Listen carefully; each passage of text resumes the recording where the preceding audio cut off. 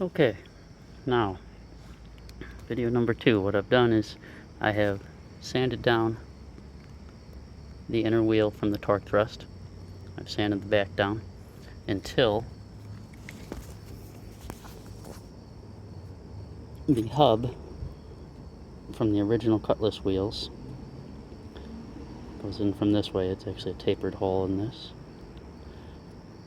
So the hub is just flush. So I took material away from the torque thrust inner wheel, this piece itself, which is on there. This is what it looks like assembled. Then what I did is I took about a 2-inch, maybe a little more, piece of electrical tape. Now there's obviously better ways to do this, like buying the right parts or using spacers, but this is stuff you can do with what you have laying around your house if you have a little bit of mechanical skill. So I took electrical tape and wrapped it tightly around, and then I cut the tape this way, just letting the weight of the blade do the cut, and I did it twice, because obviously I had excess material sticking out, so I cut down way this way, and then I eventually cut it flush, real slow, letting the weight of the blade do the work. And it worked for a spacer, and I think it's going to hold up. You could also try putting a little glue on there beforehand, but anybody working on models, they should have this or something similar to it. Works great. So now the Cutlass hub, 442 hub, fits snug into the backing plate or inner wheel of the torque thrust. So now the next step is to put this back together. Hub only goes in one way. So you're going to pop this wheel back together now.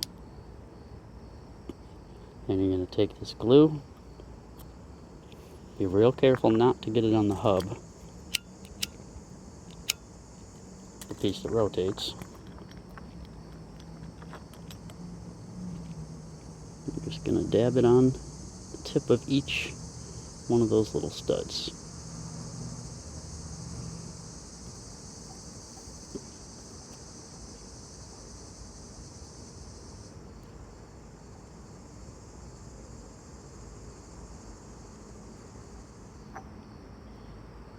This is some nasty stuff here, so be careful with it.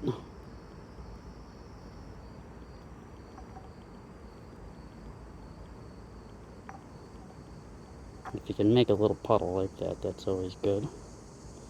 But if it's draining into the back, you don't want to get it all over the finish of the wheel either. So that was overkill, but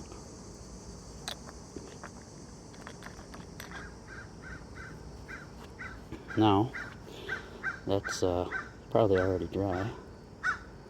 Not quite. So let that dry. You could also use a soldering iron to just melt those back together a little bit. Once that's dry, we're going to pop the tire back on, which is sort of tricky. Just got to be real careful with it not to gouge it up with the screwdriver. Getting it on is easier than getting it off, obviously. Actually just popped right in like nothing. So now the hub is in place, the wheel is in place. Let's see if it works any better on the car.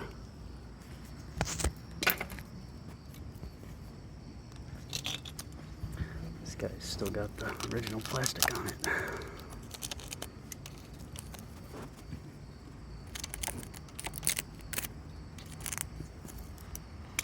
This pillow cushioning stuff works great for not breaking antennas off, etc.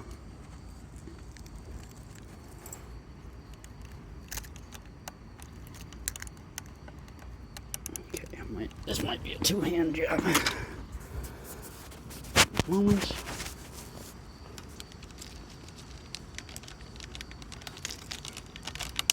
Hear that good old snap? Now,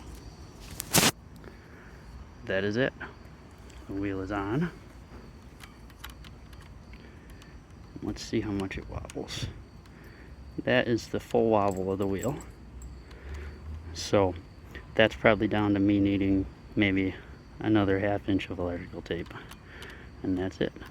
So that is the solution for getting these torque thrusts to fit on these cars, if you don't have means to spacers and stuff like that.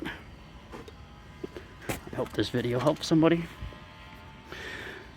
Be careful when you're choosing aftermarket wheels, because they have all different size hubs. The newer GMPs, for example, the newer GMP drag lights come with a neat little rotor and everything, but it's a very small hub diameter compared to the torque thrust we were just working with. These are also the newer style GMPs, not the original, and that's almost like a medium style hole.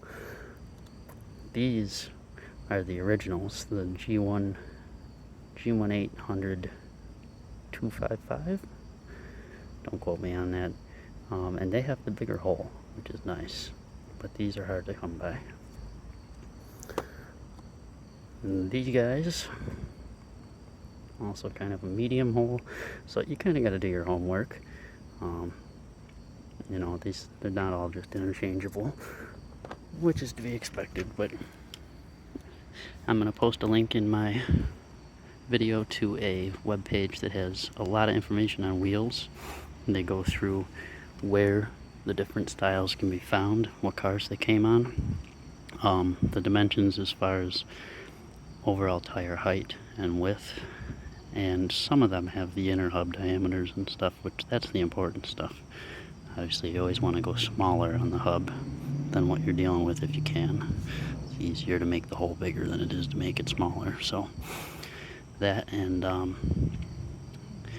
it's got a lot of good info on there. It'll tell you what style the wheels are as well, if they're the snap-on style like these, snap-on, or if they are something like this, which this was off of Hot Wheels, or a lot of the Sunstar models use a screw-on wheel, which this one's screwed on through the back. Usually the Sunstars at least screw on through the front. Yeah, so hopefully that helps somebody. I know it'll at least help the gentleman who is awesome, by the way, that bought my first car, to get his working good. And that still rotates fine. Still a little wobbly. I could have put a little more tape on. And this will render the drive shaft no longer spinning once the rear wheels are on, because it does not, the new torque thrust wheels do not have the spline. Thank you for watching. Thank you for not barking. Right, Oscar? Yeah, he's got his priorities figured out. Hope this helps.